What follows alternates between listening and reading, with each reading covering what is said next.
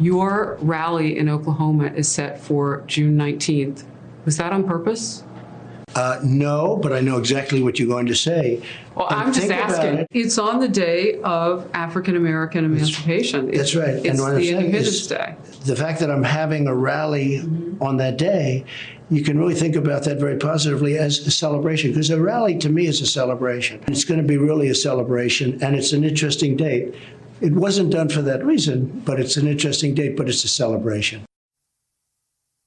Somebody got to him, somebody told him, and if you were watching, you know, just moments ago, the president announced the rally will now be held June 20th.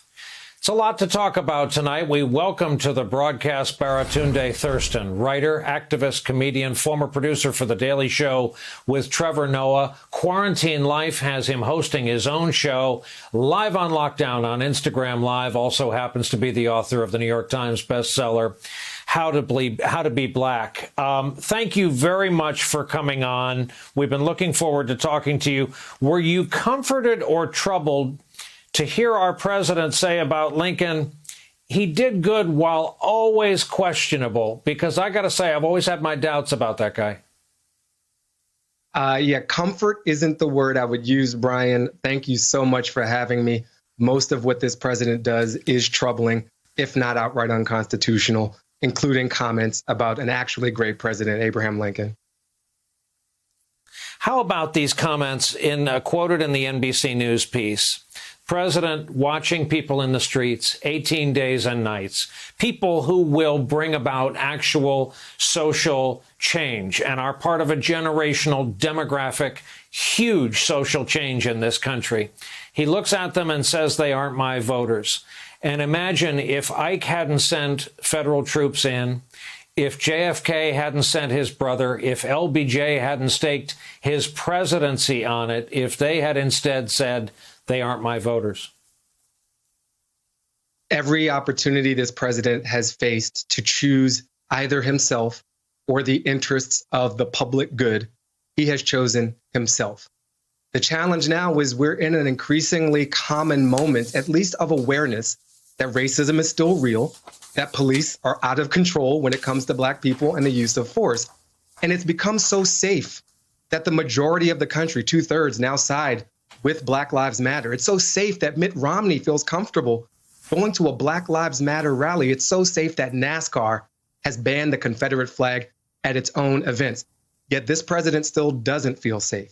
He's so insecure because he's not really the president of all of us. He is the president of a small and shrinking group of extremists who are out of touch with the increasing consensus that there is a truth to this country that we are ready to start to really reckon with. I want to quote you something from a longtime friend of this broadcast, Pulitzer Prize winner Eugene Robinson of The Washington Post, who writes, under the headline, Trump might go down in history as the last president of the Confederacy. We quote, Trump must be bewildered. Unsubtle appeals to racial animus, remember his birther lies, have always worked for him in the past.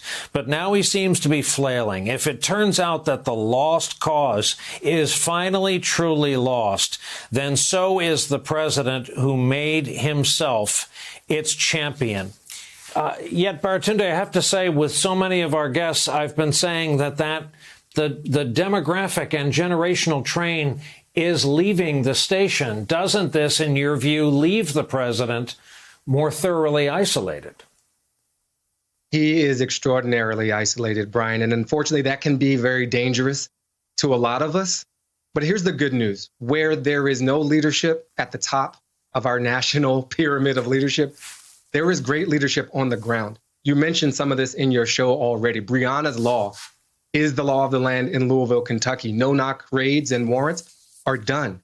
You look at the Colorado legislature, in just a week has severely reined in use of force.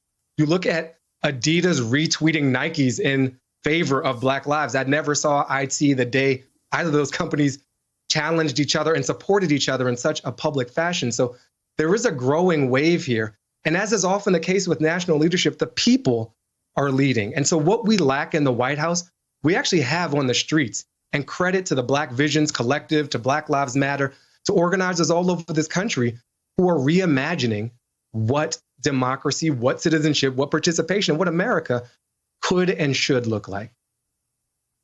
Is that what gives you hope going into a weekend after the week we've had? I have a couple of pieces of hope that are coming out of these 2 weeks of intensity. I think this president's isolation and his vulnerability and his smallness are being exposed to a larger and larger group of people. And so we're reckoning with the truth, and he's behind the ball. He can't acknowledge the truth because he's been so invested in lives. And as consensus grows that Black Lives Matter, as we see leaders on the ground, even leaders in corporations step into this moment, he's left behind. So we're agreeing that Black Lives Matter. And I think increasing numbers of people are realizing that this president doesn't.